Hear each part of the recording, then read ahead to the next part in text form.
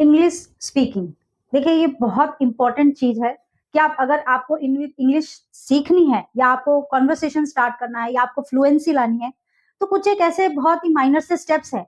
अगर आप उनको फॉलो करते हैं, एग्जैक्टली फॉलो करने के साथ साथ अगर आप प्रैक्टिस करते हैं तो नो डाउट 3 से 4 मंथ में आप एक normal conversation without any hesitate आप कर सकते हो। इसमें किसी तरह की कोई हेजिटेशन नहीं रहेगी।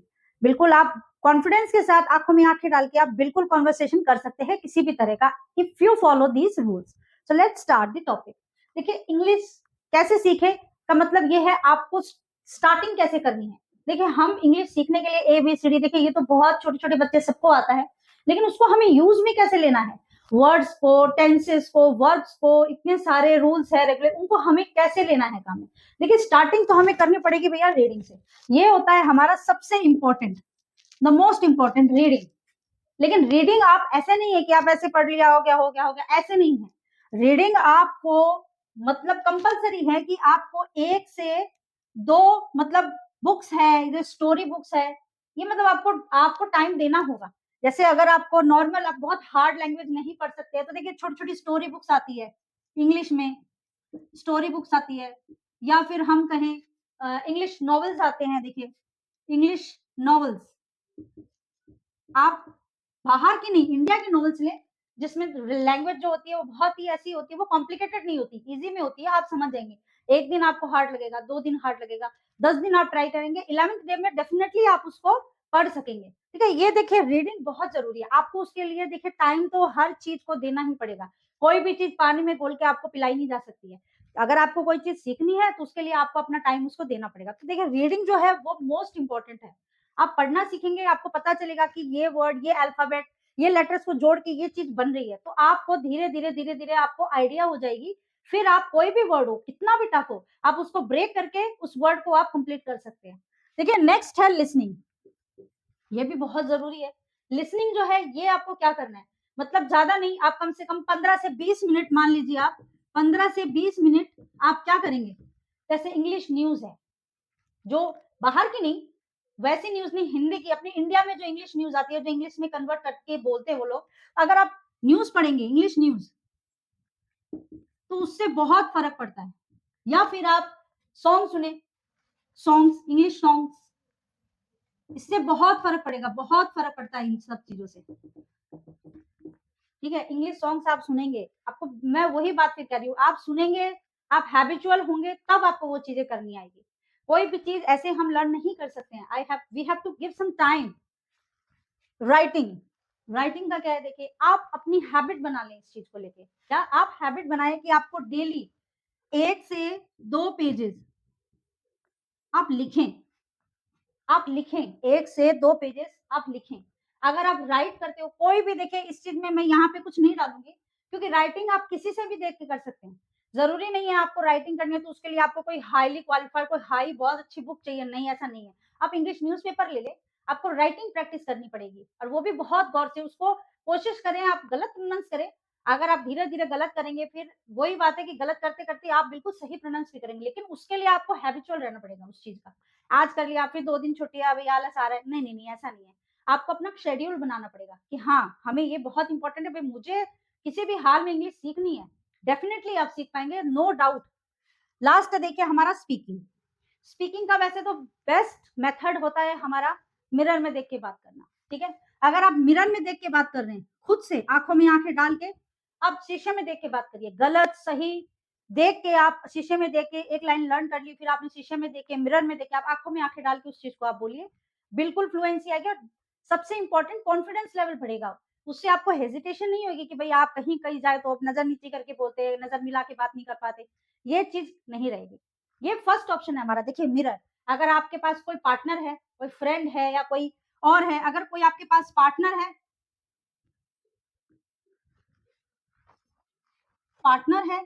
तो आप उससे कन्वर्सेशन करिए। मतलब ये कंफर्म है, 100 से 200% कंफर्म है कि कन्वर्सेशन जो है वो बहुत इंपॉर्टेंट होता है। देखिए आप, चलिए आप, मैं आपको 10 वर्ड लिख के दे दूंगी, आप इसको लर्न कर ले, हो जाएगा, लेकिन सिर्फ 10 वर्ड नहीं होते ना, बहुत बड़ी होती है वोकैबुलरी, बहुत बड़ी होती है। तो इसमें क्या है, कॉन्वर्सेशन करें आप। अपने पार्टनर, कोई अगर आपके साथ बात करने वाला है तो बहुत अच्छी बात है, लेकिन ऑप्शनल है, अगर कोई नहीं है तो आपको किसी की ज़रूरत नहीं है।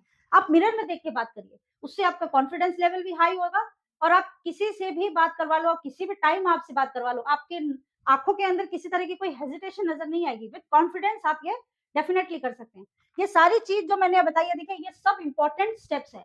अगर आप इनको फॉलो करेंगे तो देयर इज़ नो डाउट कि आप 3 से 4 महीने में कंसिस्टेंसी आ जाएगी, आपकी फ्लुएंसी आ जाएगी आपकी लैंग्वेज में, आपकी कन्वर्सेशन में। ओके? सो मैं आपको कुछ एग्जांपल्स देती हूँ जिससे कि आपको ये और भी ज़्यादा कॉन्सेप्ट जो है ये और भी क्लियर हो जाएगा और भी ईज़ी हो जाएगी आपके लिए। देखिए इंग्लिश, अब इंग्लिश का जो स्टेप्स थे, जो नॉर्मल स्टेप्स हैं जिनसे आप स्टार्ट कर सकते हैं, जो आपको समझाने के लिए कि भई आप कैसे शुरुआत करें, कैसे आप सीखने की कोशिश का फर्स्ट स्टेप कैसे करें आप। अब ये है इंग्लिश की 2 ऐसी इंपॉर्टेंट चीज़ें जो आपको सेकंड स्टेप मान लीजिए आप। ये है 2 ऐसी चीज़ें जिनसे आपकी फ्लुएंसी, आपकी कंसिस्टेंसी या फिर आपकी कन्वर्सेशन में बहुत इम्प्रूवमेंट हो। उन चीज़ों के लिए ये चीज़ें होनी बहुत ज़रूरी है। देखिए सबसे पहले तो है देखिए ग्रामर। ग्रामर तो यूँ समझ लीजिए आप इंग्लिश की रीढ़ की हड्डी है। ठीक है? क्योंकि हमें कहाँ is, am, are, but, also, was ये चीज़ें अगर हम लगाना सीखेंगे नहीं तो हमारा सेंटेंस तो बनेगा नहीं। सिर्फ़ टीवी देखने से या इनसे नहीं, वो हमारा स्टेप है। ये प्रोसीडियर है, आपको ये फ़ॉलो करना चाहिए। अगर आप ये फ़ॉलो करेंगे तो आपकी बहुत हेल्प होगी। बट ये क्या है? ये है हमारा बेस। ये नॉलेज में आना बहुत ज़रूरी है कि देखिए ग्रामर, सबसे पहला तो है हमारा ग्रामर। कि ग्रामर के अंदर देखिए सबसे पहली चीज़ क्या होती है? सेंटेंस बनाने की कोशिश। कोई आपको कहे शुरुआती में कि आप अपना नाम लिखो, उसको ट्राई करें, उसको बार-बार लिखें आप, कोशिश करें आप, सेंटेंस बनाने की कोशिश करें आप, ओके? तो फिर ये चीज़ जो है, ये फर्स्ट स्टेप है हमारा ग्रामर में। सेकंड है देखिए वोकैब्युलरी, वर्ड्स की जानकारी। बहुत सारे ऐसे वर्ड्स हैं जिनको जो हम ये सोचते हैं, ये तो हमने कभी सुना ही नहीं है, इसका तो हमें पता ही नहीं है। तो वर्ड्स की वोकैब्युलरी जो है, उसकी आप अपना नॉलेज वोकैब्युलरी में बढ़ाएँ, वर्ड्स हासिल करें, जानें अलग-अलग वर्ड्स, लिखें, आपको जो ऐसे लगता है कि ये वर्ड्स तो मैंने कभी सुना ही नहीं है, उसके नोट्स बनाएँ, उसको लिखें आप अलग से ताकि उसके साथ उसकी हिंदी में मीनिंग लिखें, ताकि आपको समझ में आए कि भई इसका मतलब ये होता है, तो आपको याद आए कि हाँ, इस सिचुएशन में हम ये वर्ड यूज़ कर सकते हैं। अगला है देखिए टेंसेस, काल, कि भई हम आज की बात कर रहे हैं, हम कल की बात कर रहे हैं या फिर हम आने वाले कल की बात कर रहे हैं, ठीक है? ये चीज़ भी इम्पोर्टेंट है और बाकी लास्ट में तो भाई बाकी बहुत सारे टॉपिक्स हैं। तो ग्रामर मतलब सारे टॉपिक्स ही आ गए। बट ये बहुत इम्पोर्टेंट चीज़ है। ये देखिए आपको आना बहुत ज़रूरी है। It's an important part, okay? देखिए ये तो है इम्पोर्टेंट हमारा बहुत ज़्यादा। सेकंड देखिए हमारा है एनवायरनमेंट। हमारे घर का माहौल, हमारे आस-पास का माहौल वो बहुत ज़रूरी है।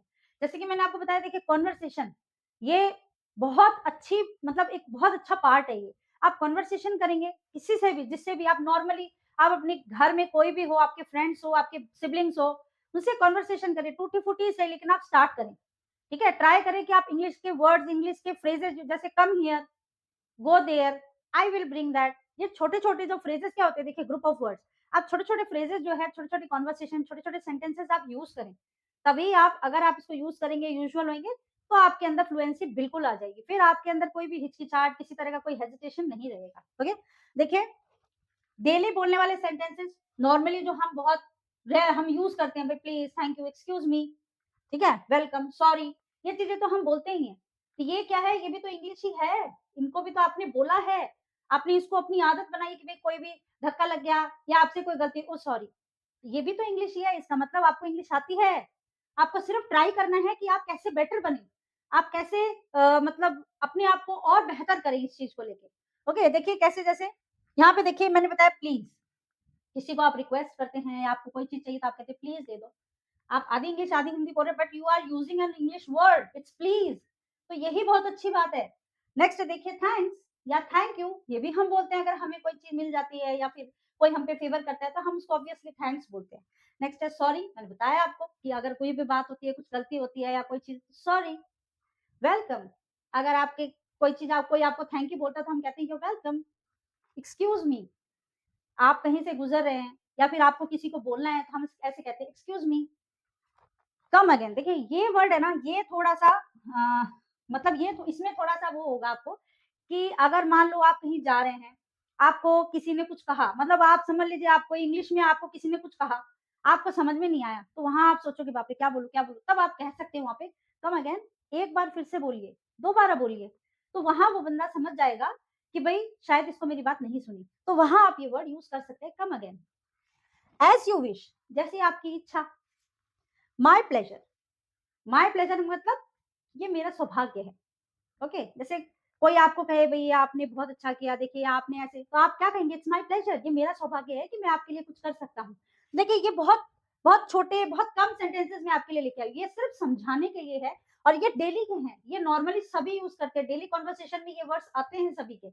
आप भी यूज़ करते होंगे। तो it's not a big deal. बस आपको क्या करना है? आपको सिर्फ़ इसको कंटीन्यूअस रखना है। बोलते रहना है आपको, ट्राई करते रहना है। ओके? सो नेक्स्ट है, देखिए ये है 2 इम्पोर्टेंट वेज़। एक शेड्यूल है। देखिए मैं आपको समझाती हूँ ये चीज़ें कि देखिए फॉर्मल वेज़ क्या होता है? फॉर्मल मतलब क्या होता है? जब कोई स्ट्रेंजर होता है, अनजान, जैसे हम कहीं इंटरव्यू के लिए गए या कोई किसी अनजान व्यक्ति से हम मिले, तो वहाँ हमें क्या कहना चाहिए? किस तरीके के सेंटेंस हमें यूज़ करना चाहिए? और ये है इनफॉर्मल मतलब हम अपने यार दोस्तों से या फिर रिलेटिव से, कज़िन से, किसी से भी मिलते हैं, तब हमें किस तरीके की लैंग्वेज यूज़ करनी चाहिए। देखिए अगर हम फॉर्मल भई कहीं जा रहे हैं तो हम सीधे यही कहते हैं हेलो, ठीक है? हम क्या कहते हैं? हेलो। हम हाय ऐसे नहीं बोलते हैं, हम कहते हैं हेलो। ओके? ग्रीटिंग्स देते हैं हम उसको कि भई हेलो। या फिर हम ये कहेंगे, देखिए हेलो के बाद गुड मॉर्निंग। ये हम कहीं इंटरव्यू देने या कहीं भी जाते हैं तो हम ऐसे ही रिएक्ट करते हैं ना, गुड मॉर्निंग या फिर गुड आफ्टरनून या फिर good evening. Okay?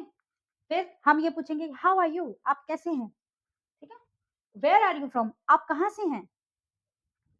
It's nice to meet you, आपसे मिलके बहुत अच्छा लगा। अब ये सारी चीज़ें जो है ये हम अपने रिश्तेदारों को या अपने फ्रेंड्स को तो नहीं कह सकते। ये होता है फॉर्मल, ठीक है? ये होता है फॉर्मल जो हम किसी स्ट्रेंजर से मिलते हैं। लास्ट में हम क्या कहेंगे? गुड टू सी यू, बहुत अच्छा लगा आपसे मिलके, ठीक है? ये है फॉर्मल, कुछ एक सेंटेंसेस जो आपको बोलने चाहिए। अगर आप कहीं जाते हैं, किसी अनजान से मिलते हैं, तो आपके दिमाग में ये कन्फ्यूज़न हो जाता है तुरंत ही, कि मैं कैसे रिएक्ट करूँ, मैं क्या बोलूँ? अगर आप ये लाइन्स लर्न कर लेंगे, तो definitely there is no doubt कि आप नॉर्मली किसी से भी बात कर सकते हैं, कोई किसी भी स्ट्रेंजर से। ये है देखिए इनफॉर्मल, कोई भी फ्रेंड से, रिलेटिव से हम मिलते हैं वहाँ पे। अगर कोई फ्रेंड्स है, हाय, या कोई बड़ा है तो हाँ जी, हाय, अपन ऐसे बोलते हैं ना। नेक्स्ट हे, फ्रेंड्स, डूड्स, ऐसे चलता है। House life? आपकी कैसी चल रही है? ये हम फ्रेंड्स को भी पूछ सकते हैं, हम अपने रिलेटिव्स को भी पूछ सकते हैं, ठीक है? How are you doing? आपका सब कुछ ठीक चल रहा है? सब कुछ ठीक चल रहा है आपका? कैच यू लेटर, चलो यार बाद में मिलते हैं। चलो जी बाद में मिलते हैं। डू कम अगेन, प्लीज़ ज़रूर आना। ओके? तो देखिए ये है कुछ ऐसे वेज़ जो आपको लर्न करने चाहिए, मेमोराइज़ करने चाहिए। गाइस देखिए ये जो मैंने अभी आपको समझाया ना, ये सिर्फ़ सुनने के लिए नहीं है। इसको आपको हैबिट में लाना पड़ेगा। आपको प्रैक्टिस करनी पड़ेगी, तभी आप 3 से 4 मंथ में बिल्कुल रेगुलर हो जाएँगे। आप बिल्कुल अच्छी तरीके से किसी से भी कन्वर्सेशन कर सकते हैं। सो गाइस वीडियो आपको कैसी लगी? कमेंट सेक्शन में ज़रूर बताएँ और वीडियो को लाइक, शेयर करना ना भूलें ज़रूर, और चैनल को सब्सक्राइब करना तो बिल्कुल भी ना भूलें। चलिए मिलते हैं नेक्स्ट वीडियो में, तब तक के लिए बाय।